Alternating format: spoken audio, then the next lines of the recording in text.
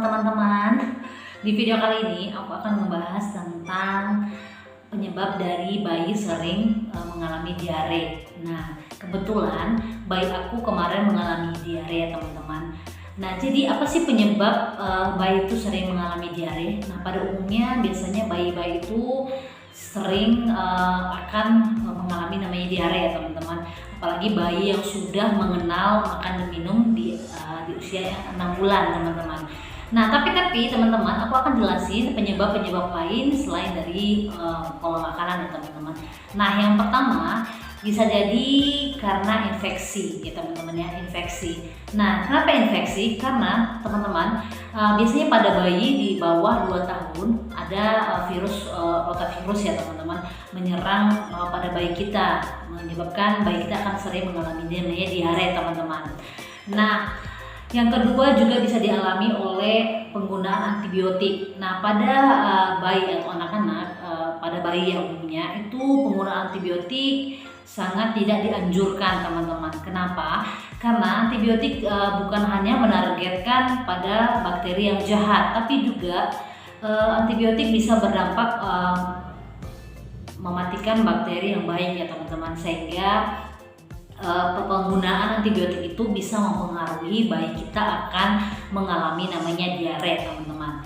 Nah, yang ketiga, kenapa bayi kita juga sering mengalami diare? Mungkin karena adanya parasit ya teman-teman. Nah, jadi kalau para orang tua, para ibu-ibu yang sering menitipkan anak-anaknya di penitipan anak, nah biasanya ini terjadi karena adanya parasit ya teman-teman. Anak-anak kita atau bayi-bayi kita yang kita titipkan di penitipan anak, dia akan bermain dan mainan-mainan itu yang mengandung parasit tadi teman-teman dimasukkan ke dalam mulut. Nah, apapun itu dimasukkan ke dalam mulut itu bisa mengganggu ususnya teman-teman ya, atau sistem pencernaan bayi kita. Nah, parasit inilah yang menyebabkan bayi kita akan mengalami diare teman-teman.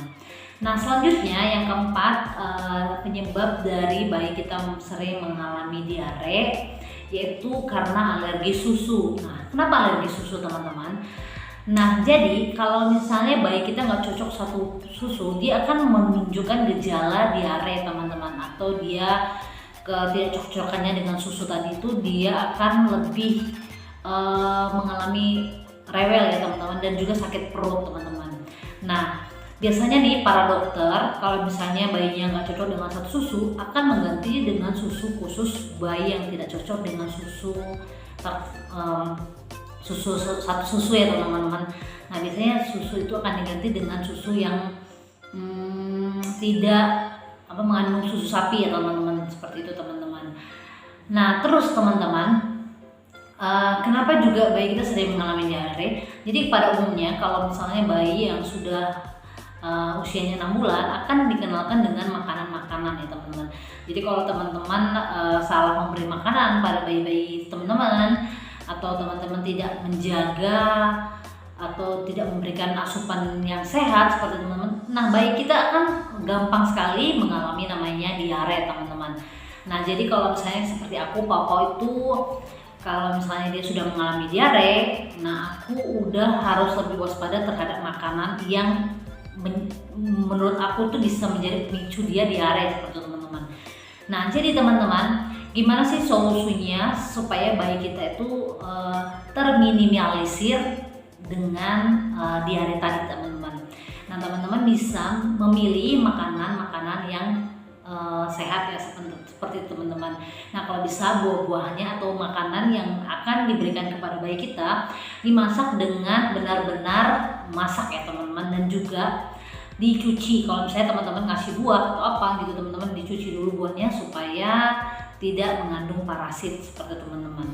Nah, juga teman-teman, sesuai dengan pengalaman aku, bayi kita yang mengalami diare itu harus lebih banyak mendapatkan asupan cairan ya teman-teman, karena ya namanya kalau bayi kita diare, dia itu akan menjadi asupan cairannya akan berkurang. Nah, otomatis teman-teman harus menggantikan cairan yang baru dengan banyak memberikan cairan ya, air putih atau memberikan susu ASI seperti itu, menyusuinya lebih sering seperti itu teman-teman. Nah, kalau misalnya bayinya rewel, tetap aja teman-teman ASI atau memberikan ASI ya teman-teman, supaya dia tidak kekurangan cairan. Karena kelihatannya sih sepele ya teman-teman ya, diare seperti teman-teman, tapi diare ini bisa menjadi satu penyakit atau suatu masalah yang serius teman-teman kalau teman-teman tidak mengatasinya dengan benar-benar atau dengan serius ya teman-teman. Nah, itu pentingnya kenapa diare ini teman-teman harus benar-benar waspada ya teman-teman ya, karena kalau misalnya bayi kita udah diare terus kekurangan cairan, nah dia akan bisa lebih parah lagi teman-teman, lebih akut lagi ya seperti teman-teman. Nah, ini harus diwaspadai teman-teman. Nah, juga teman-teman harus lebih sering mengganti popoknya. Jadi kalau misalnya dia diare, jangan dimalas atau misalnya jangan ditunggu ntar aja tunggu dia puas gitu pupnya gitu teman-teman. Tapi teman-teman nggak boleh seperti itu. Teman-teman harus cepat-cepat ganti popoknya atau harus cepat-cepat ganti ya pakaiannya gitu teman-teman. Kalau dia pup gitu teman-teman, kalau teman-teman nggak pakai diapers, teman-teman harus lebih sering, karena bayi itu akan lebih rewel dan juga udah dia diare terus kita juga nggak memberikan kenyamanan, itu akan membuat dia lebih lebih agresif, lebih nggak tenang ya, nggak nyaman gitu teman-teman. Nah, berikan dia kenyamanan seperti itu teman-teman. Oke teman-teman, selanjutnya juga teman-teman bisa kalau teman-teman di rumahnya biasanya bayinya bermain dengan beberapa permainan atau mainan-mainan seperti itu, teman-teman bisa harus lebih waspada ya, karena mainannya itu kan banyak bakteri, banyak kuman-kuman. Nah, teman-teman bisa lebih sering membersihkan mainannya atau bila perlu direbus teman-teman, atau bila perlu disterilkan ya seperti itu teman-teman, supaya ketika dia masukkan ke dalam mulutnya itu udah dalam keadaan steril teman-teman, dan dia juga bisa terhindar dari diare itu teman-teman. Nah, kemarin tuh Pau diare itu bisa bolak-balik ya, bisa dari biasanya dia itu cuma sekali BAB-nya, kalau misalnya 2 kali itu masih wajar ya teman-teman. Nah, tapi kalau dia udah lebih sering terus rewel, terus juga dia nggak mau menyusui, nah itu teman-teman harus udah waspada. Kalau misalnya dia lebih dari lebih dari frekuensi BAB-nya lebih sering gitu teman-teman, dan juga dia rewel, nggak mau minum susu atau nggak mau minum ASI, nah teman-teman bisa langsung bawa ke dokter, karena diare ini jangan sampai dia di dalam pencernaan itu berjamur atau jamuran seperti teman-teman ya. Nah, itu harus diwaspadai. Nah, juga tips dari aku buat teman-teman yang membawa bayinya ke dokter atau ke pusat kesehatan bidan seperti itu, usahakan teman-teman tanya ke tenaga kesehatannya itu obat bayinya ada antibiotik atau tidak. Nah, saran aku supaya bayi itu juga tidak terlalu konsumsi dengan antibiotik ya teman-teman, karena bayi itu aku sarankan nggak usah dulu konsumsi antibiotik seperti teman-teman. Nah, itu teman-temannya. Tapi biasanya sih kalau misalnya kayak dokternya Pau itu tuh dia obatnya memang dokternya pilih yang tidak pakai antibiotik. Nah, itu seperti teman-teman.